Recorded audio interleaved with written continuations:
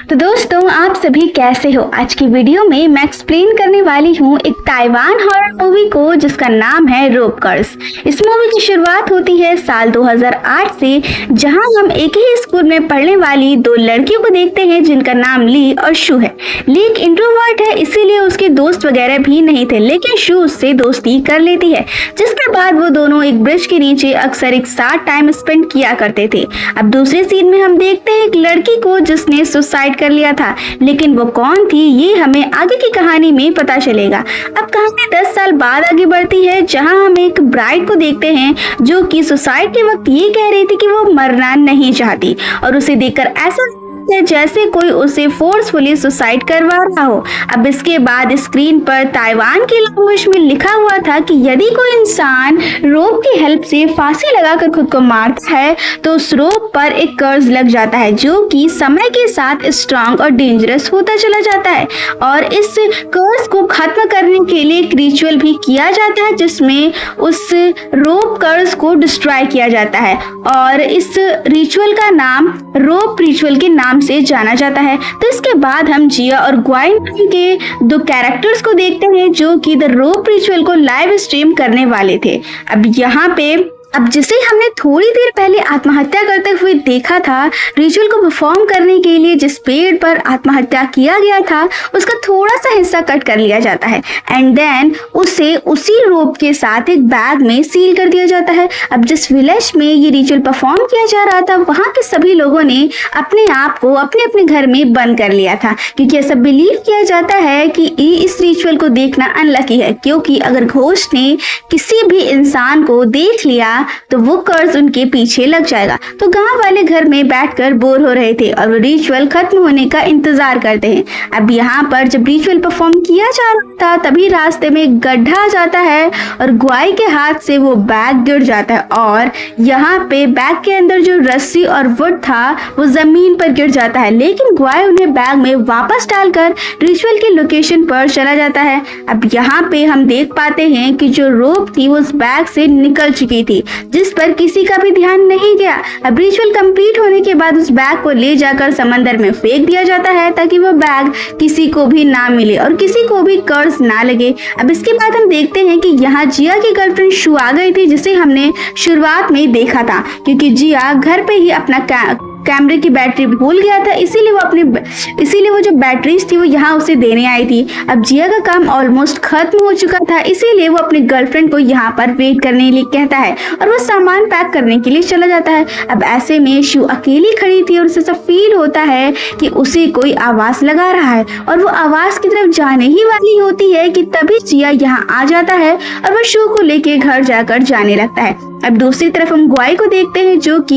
ये नाम की एक एंकर से बात कर रहा होता है, और वो कहाँ तक पहुंची वो उससे पूछ रहा होता है। अब ये को उन्होंने लाइव स्ट्रीम एंकरिंग करने के लिए बुलाया था, लेकिन वो काफी लेट हो गई थी, इसीलिए ग्वाई अपना सामान समेटकर यहाँ से जाने लगता है। अब पर तभी उसे जमीन पर गिरे हुए उस रोप को वो नोटिस करता है और उसे उठा लेता है, और हम देखते हैं कि जब वो उसे उठाता है तो उसके आसपास की जो लाइट है वो ऑन ऑफ होने लगती है, और तभी यहाँ पर यही आ जाती है। अब क्योंकि काफी लेट हो चुका था, इसीलिए ग्वाई अपने मास्टर अंकल के यहाँ ये को रुकने के लिए बोलता है, और उसके बाद वो उस रोप को ले जाकर समंदर में फेंक कर अपने घर चला जाता है। अब यहाँ ये कॉटेज में सोशल मीडिया पर लाइव स्ट्रीम कर रही होती है कि तभी उसे वॉशरूम में किसी के रोने की आवाज आती है। अब वॉशरूम के पास जाकर ये देखती है तो मेन डोर के नीचे से वो खून को बाहर आता हुआ देखती है।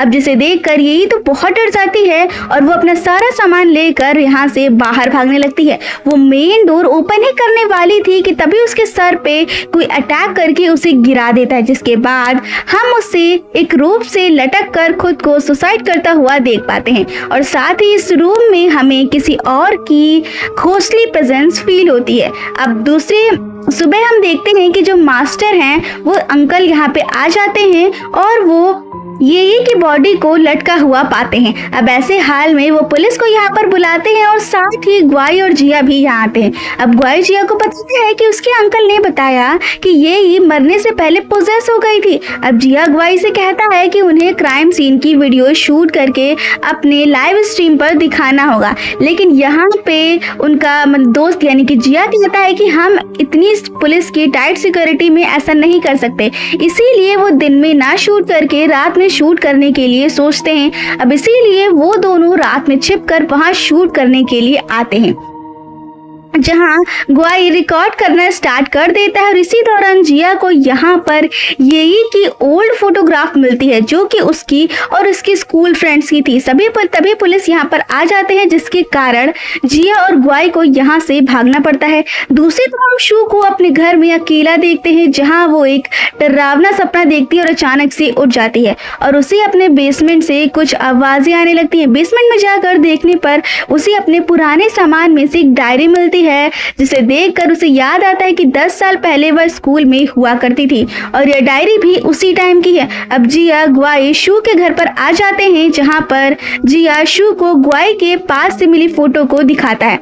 अब शू उस फोटो में दिख रही लड़कियों को पहचान जाती है और हमें पता चलता है कि 10 साल पहले इस फोटो में दिख रही सभी लड़कियां और शू एक ही क्लास में पढ़ा करती थी।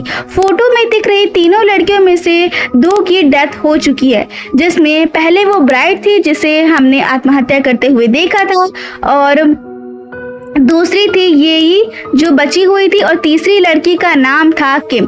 अब शू जिया को बताता है कि ये तीनों लड़कियां उसकी फ्रेंड ली को स्कूल टाइम पे बहुत बुली किया करती थी, जिसके बाद ली ने एक दिन खुद को मार दिया। अब यानी कि स्टार्टिंग के सीन में हमने जिस लेडी को मरते हुए देखा था वो कोई और नहीं बल्कि ली थी, और इसका मतलब ये था कि ली की जो स्पिरिट थी वो रिवेंज लेने के लिए ये मर्डर कर रही है, और अगर ऐसा है तो अब वो तीसरी लड़की किम को ही मारेगी। इसीलिए उन्हें किम को खोजकर उसकी हेल्प करनी चाहिए। ना जिया शू से उन सभी लड़कियों के बारे में और भी डिटेल्स याद करने के लिए कहता है, लेकिन शू जिया से नाराज हो जाती है क्योंकि वो ये सारी इन्वेस्टिगेशंस केवल अपने यूट्यूब पे डालने के लिए कर रहा है, और शू अपने आप को अपने रूम में लॉक कर देती है। अब रात को शू काफी अजीब बिहेव करने लगती है और जिया उसके नेक पे एक अजीब सा स्कार भी नोटिस करता है। ग्वाई शू को देखकर समझ जाता है कि वो पोजेस हो चुकी है और वो जिया से कहता है कि उसे शू को अपने मास्टर अंकल के पास ले जाना होगा। अब मास्टर अंकल शू को तुरंत ठीक कर लेते हैं और बताते हैं कि शू पर अभी एक कर्ज लग गया है और ये कर्ज ज्यादा स्ट्रांग नहीं था, इसीलिए वो उसे ठीक कर पाए, लेकिन इस कर्ज को पूरी तरीके से खत्म करने के लिए उन्हें रोप रिचुअल को परफॉर्म करना होगा और उन्हें पता लगाना होगा कि आखिर वो स्पिरिट चाहती क्या है जिसने शू को पोजेस किया था। अब जिया कहता है कि उन्हें उस तीसरी लड़की का पता लगाना होगा जिससे वो जान पाएंगे कि आखिर इस कर्ज की शुरुआत कहां से हुई थी। खैर अगले सीन में हम शू को उसी ब्रिज के नीचे देखते हैं जहां वो और ली स्कूल डेज में एक साथ टाइम स्पेंड किया करते थे। यहाँ वो ली से रिलेटेड हर फोटोग्राफ सामान को जला देती है और इन सब को पानी में बहा देती है। वही दूसरी तरफ हम किम को ग्वाई के मास्टर अंकल के पास आते हुए देखते हैं, जहाँ वो उनसे अपनी सेफ्टी के लिए एक एमुलेट लेने आई थी क्योंकि ली की स्पिरिट किम को भी परेशान करने लग गई थी। अब ग्वाई किम को यहाँ देख लेता है और वो उसका पीछा करके उसके घर का एड्रेस पता कर लेता है। यहाँ किम के घर को हम देखते हैं कि वो अपनी मदर के साथ अकेली रहा करती थी और उसकी मदर इतनी बीमार थी कि वो चल भी नहीं सकती थी। और इसी बीच हम जिया को शू के यहाँ देखते हैं, जहाँ जिया शू को किम के घर पर चलने के लिए कहता है, लेकिन शू अपना और जिया का सामान पैक कर रही थी क्योंकि उसे जिया के साथ कुछ टाइम के लिए दूर सिटी में जाकर रहना था। बट जिया शू को समझाता है कि ली की स्पिरिट अपने क्लासमेट्स को एक एक करके मार रही और हो सकता है कि उसका अगला टारगेट शू भी हो, इसीलिए हमें किम को बचाना होगा और उससे इंफॉर्मेशन निकालनी होगी। नेक्स्ट सीन में हमें दिखाया जाता है किम को जो कि अपने घर में कुछ काम कर रही थी और तभी उसे ऊपर वाली फ्लोर से कुछ आवाजें सुनने लगती है। यहाँ आकर वो देखती है कि उसकी मदर तो ठीक ठाक चल रही हैं, जो कि कभी उठ ही नहीं सकती थी, वो आज कैसे चल रही हैं। अब यहाँ पर उसकी मदर उस पर हमला कर देती है और उसे चोक करने लगती है और अपने आप को बचाने के लिए किम उनके हेड पे एक जोरदार अटैक करती है और जिसकी वजह से उसकी मदर की डेथ वहीं पर हो जाती है। अब कुछ टाइम बाद ग्वाई और जिया और शू यहाँ पे पहुंच जाते हैं, जिसके बाद यहाँ एम्बुलेंस और पुलिस दोनों आती है। इस पूरे इंसिडेंट से किम बहुत ज्यादा शॉक्ड हो गई थी, जिस वजह से वो कुछ भी नहीं बोल पा रही थी और इसीलिए जिया शू को अब उससे किसी तरह का आंसर नहीं मिल सकता था। नेक्स्ट सीन में हमें जिया और ग्वाई को मास्टर अंकल के साथ उसी स्कूल में देखते हैं जहां शू की दोस्त ली ने 10 साल पहले खुद को मार दिया था। जिस रोप से ली ने ये किया था उसका कुछ हिस्सा अभी भी सीलिंग पर लटका हुआ था। इसी इतने सालों में वो कर्ज और भी ज्यादा स्ट्रांग होता गया। अब उन लोगों के पास ज्यादा टाइम नहीं था, इसीलिए मास्टर अंकल रात को ही रिचुअल परफॉर्म करके उस कर्ज को तोड़ने की तैयारी करने लगते हैं। वहीं दूसरी तरफ किम के घर में एक पुलिस ऑफिसर को छोड़ा गया था क्योंकि उसकी सेफ्टी के लिए। अब रात में जब किम सो रही थी तभी ली की स्पिरिट उसे यहाँ से ले जाकर जान से मार डालती है। दूसरी तरफ रिचुअल की तैयारी हो रही थी और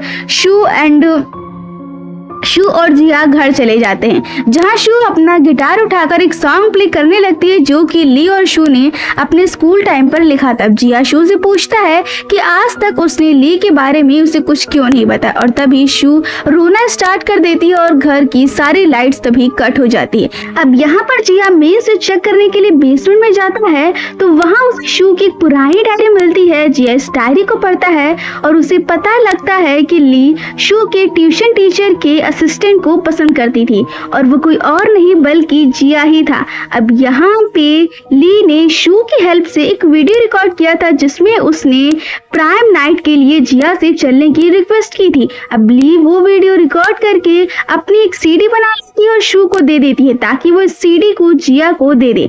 अब शू वो सीडी लेके जिया के पास जा ही रही होती है, लेकिन जिया के पास जाते वक्त वो फिसल कर गिर जाती है और उसके पैर में चोट लग जाती है। जिया शू की हेल्प करता है और अब शू को भी जिया पसंद आने लग गया था। अब ऐसे भी शू वो सीडी जिया को नहीं देती और वापस आकर ली से झूठ बोल देती है कि उसने वो सीडी जिया को दे दी। इसके बाद शू जिया के नाम से एक फेक लेटर लिखती है जिसमें शू लिखती है कि जिया किसी और को पसंद करता है, इसीलिए वो ली के साथ प्रॉम नाइट पर नहीं जा सकता। इस लेटर को पढ़कर ली को बहुत ज्यादा दुख होता है और वो ऐसा बिलीव करने लगती है कि वो शू की तरह ब्यूटीफुल नहीं है, इसीलिए कोई उसे पसंद नहीं करता।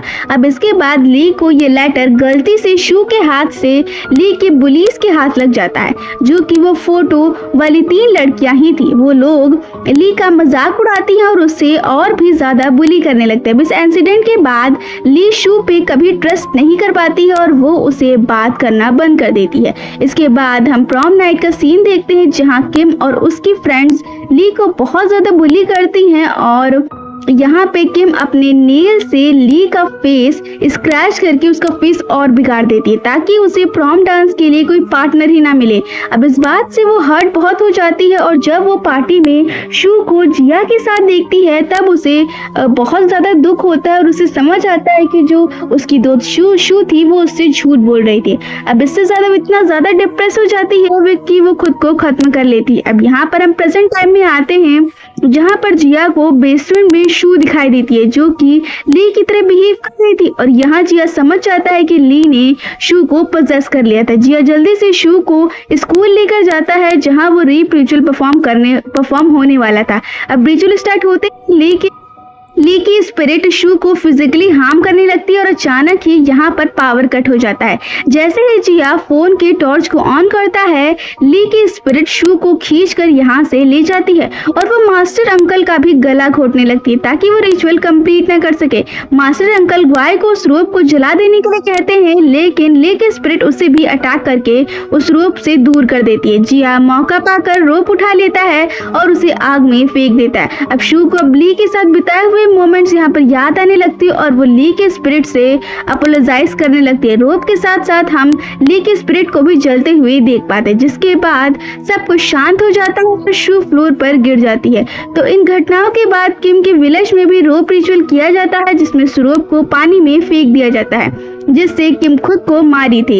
एंड यहाँ दूसरी तरफ जिया शू को लेके सिटी की तरफ चल देता है। कार में जिया शू से कहता है कि वो रेस्ट कर सकती है जब तक कि वो लोग सिटी ना पहुंच जाए, बट शू रिप्लाई करती है कि वो बहुत रेस्ट कर चुकी है और अब उसे और रेस्ट नहीं करना। इसके बाद शू अपने मेकअप ग्लास में अपना चेहरा देखकर बहुत ज्यादा खुश होती है। अब यहाँ पे हम ठीक उसी मोमेंट पर कार के ग्लास पर शू की जब रिफ्लेक्शन को देखते हैं तो वहां पर हमें शू के फेस की जगह ली का फेस दिखाया जाता है। और यहाँ पर हम देखते हैं कि जो शू और जिया हैं वो उसी ब्रिज के पास जाते हैं जहाँ पर ली और शू टाइम स्पेंड किया थे और लास्ट में हम पानी के अंदर उस रोप को फ्लोट करता हुआ भी देखते हैं, जिसके बाद ये मूवी यहीं पर खत्म हो जाती है। अगर आपको ये कहानी पसंद आई हो तो वीडियो को लाइक शेयर सब्सक्राइब जरूर करें और हमारे चैनल के नोटिफिकेशन बेल को ऑन करना ना भूलें।